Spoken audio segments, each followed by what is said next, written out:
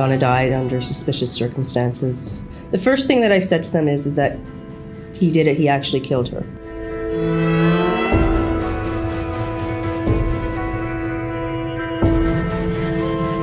I was so frustrated, I just wanted to get my frustrations out. And when I hit that pot, she was behind me, and it just drenched her. What is your emergency? Oh, my wife's not breathing! I just woke up, my wife's dead!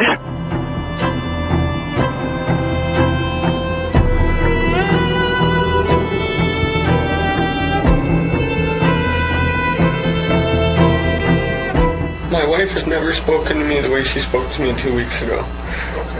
She basically told me that she was going to go with somebody else, that I wasn't going to be a father, that because I do, you know what I mean? I'm not perfect.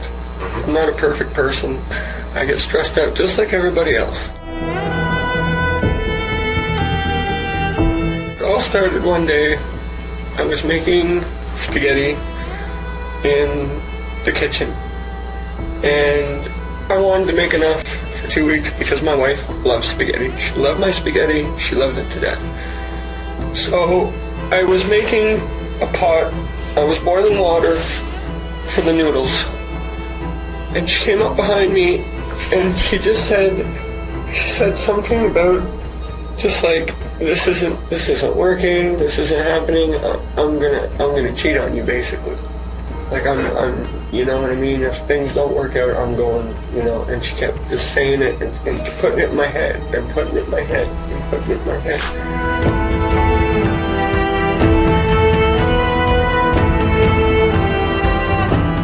When she said that to me, the water was boiling, and she was behind me, and I thought she had left the room.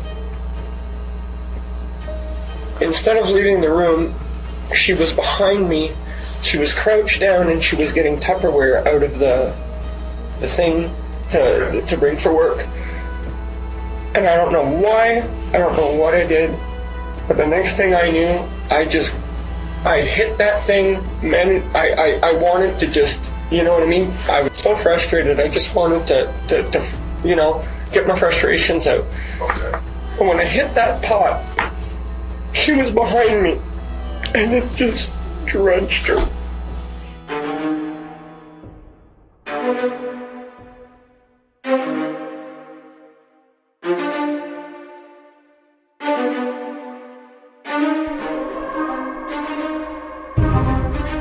And after that, I looked at her and I said, "Sweetheart, we need to go to a hospital." And she said, "I don't want to go. I don't want to go to a hospital." She was afraid for me to get in trouble, and I said, I don't care. Just go to a hospital, please. We can deal with this together. It's an accident. We can get through it. She didn't want to go. I begged. I pleaded with her.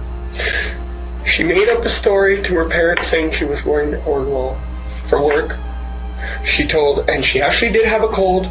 She called her work and said she had a cold, that she was staying home, and she wanted to heal at home. And I told her, I said, we can't do this. We have to get to a hospital. That went on for about a week of me changing bandages, staying up all night making sure she's okay.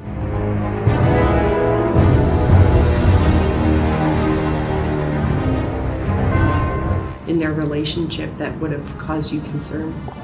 I would probably say the isolation. She would come over regularly, and she would, make family visits to the house and so on and so forth, and that slowly depreciated or descended, and that was alarming. Not to mention the accidents that were starting to happen. Slight burn marks, broken wrists, finding out through mutual friends that she was missing a lot of work. There was always a sense of her hiding something. Knock on the door, and there was two plainclothes officers, and they said they wanted to speak to us, so I invited them in. And they basically said to me that there was no easy way to say it, but that she died. Donna died under suspicious circumstances. The first thing that I said to them is that he did it, he actually killed her. Dr. Christopher Milroy walked the jury through the history of Donna Jones' injuries, violently etched on her body. When he first saw the victim lying on a makeshift mattress in the basement, her clothes were sticking to her skin.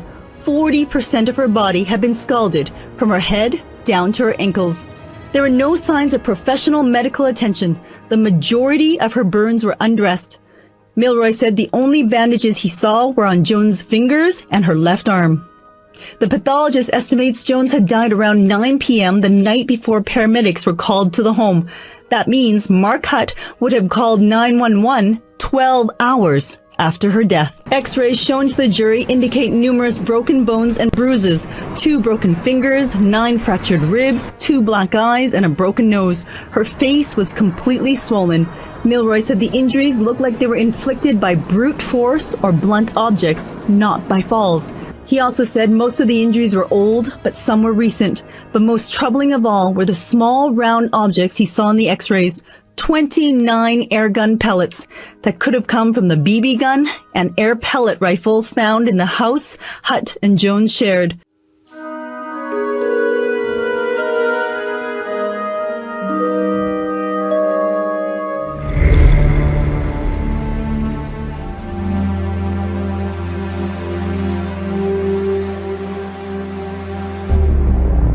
Nunca me imaginé que la vida se la llevara de esta manera.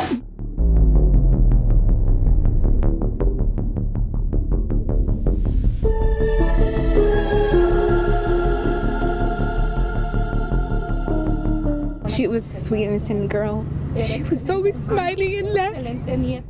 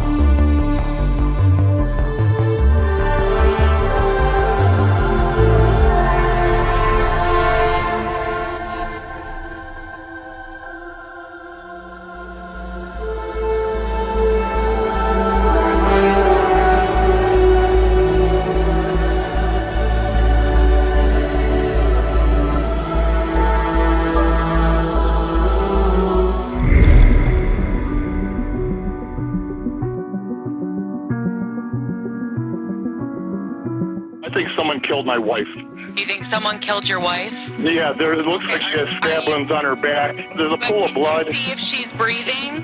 No, she is not.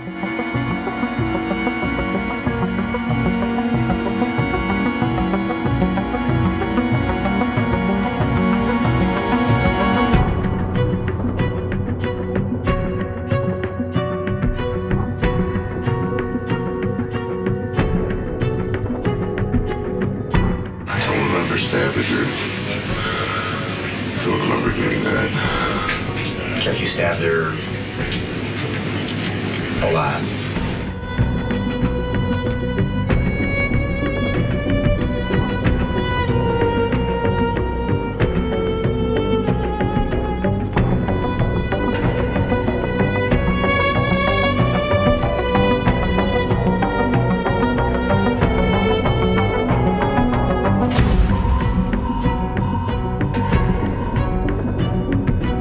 Well, he would get into it with Mel about, and I don't know about teaching. Mel's a teacher. And he's always talking. The thing is, he's always domineering the content.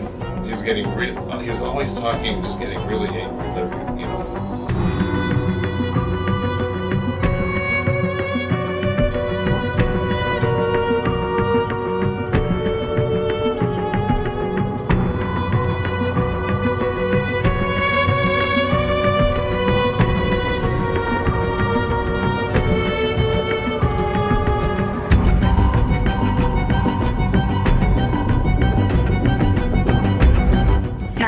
What's the address of your emergency? Somebody's been attacked in my house. Somebody's been what? Attacked. What's the address? Home. 17784 Blazing Star Drive. 17784 Blazing Star Drive? They attacked who? Who was attacked? Someone get my fires. Mel Pleskovic. Mel Pleskovic was attacked.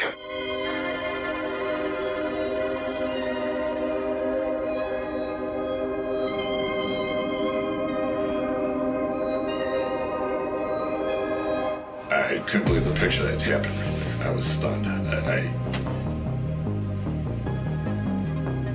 then I noticed there's blood, and then there's blood by her face. She was face first. I thought maybe she slipped and fell and thing. So I went this way, and I just kind of leaned down there. I didn't know what to do, and I'm looking. And I said, Mel, are you okay? I wanted to hold her, but then I'm realizing there's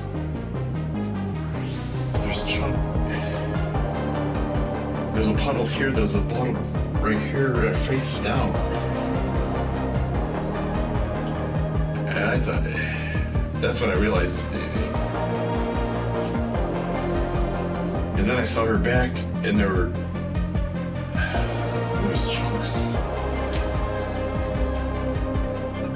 I asked her if she was okay. I wanted to say, hey, Mel, are you okay? No, I just realized someone did something to her.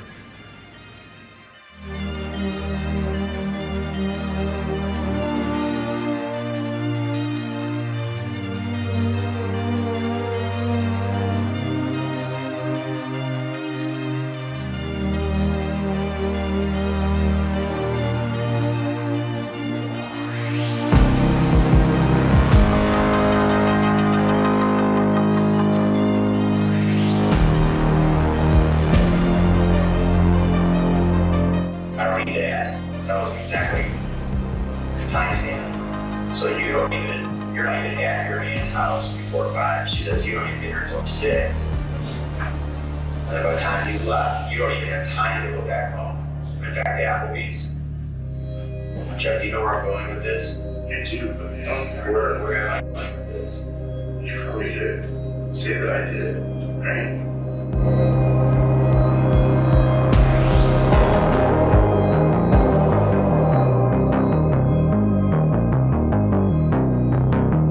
It's all like blurry. It's kind of just like I lost control, I think. I don't remember stabbing her. Don't remember doing that. Like you stabbed her a A lot. I remember getting sick to my stomach. You're sick to your stomach? And why is that? Because I've never hurt anybody before.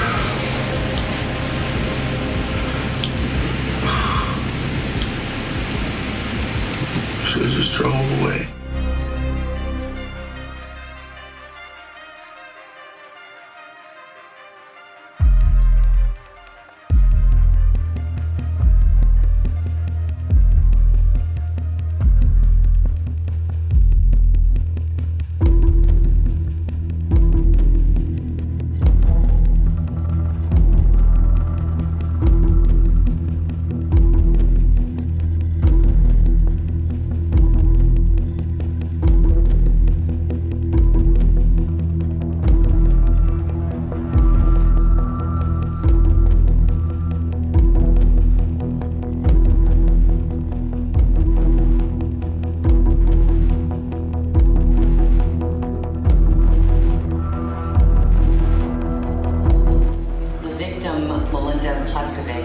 Just 49 years old, was savagely murdered by you, Mr. Scully, in the kitchen of her home, which she had generously made your home.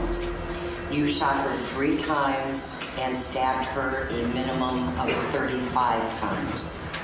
You did so while her son, Kyle, who has Down syndrome, must have been or was in the home. You did so with your own daughter and her granddaughter, Aurora, close by. Then you had the audacity to sit down for dinner with her husband, Bruce, at Applebee's, where their daughter, Anna, worked. Then you returned to the scene of your vicious crime and allowed Bruce to go into the home that he shared with his wife and children and find his wife on the kitchen floor in a pool of blood. You served as a pallbearer at Melinda Pluskovic's funeral, knowing that you were the person responsible for inflicting upon her loved ones and many friends all of the pain, shock, sorrow, and heartache they were experiencing and continue to experience a year after you murdered her.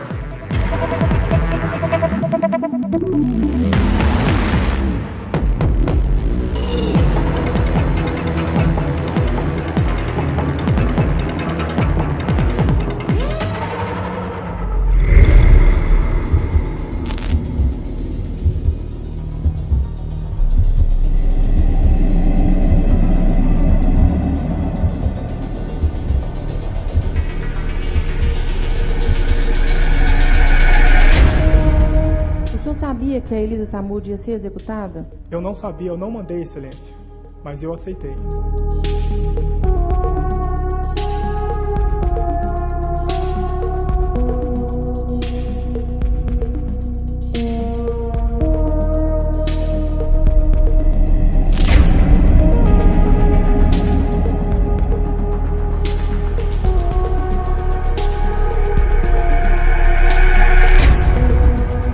Seria uma coisa absurda da parte dele tentar qualquer coisa contra a sua vida, contra a vida do seu filho, porque ele seria o suspeito número 1, não é isso? Com certeza.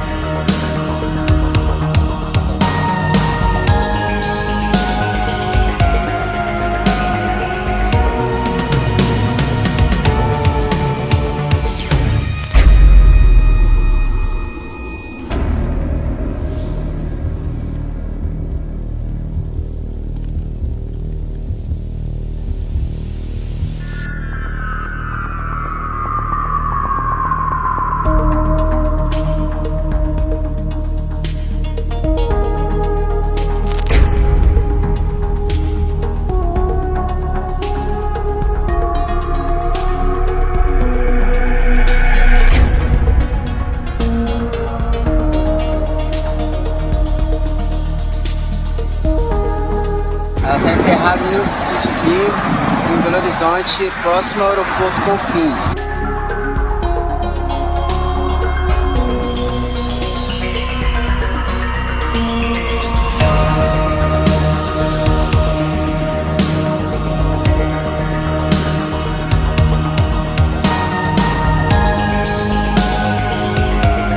As pessoas estão ali falando em redes sociais, mas eles estão falando que ele não pode voltar, que ele não pode isso. Então, peraí, eles vão colocar o pão na minha mesa?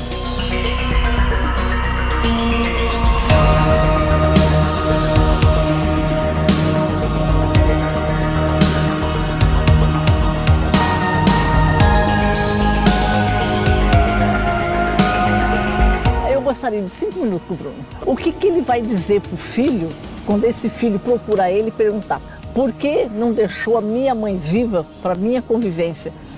Não era mais simples o senhor ter deixado a minha mãe viva?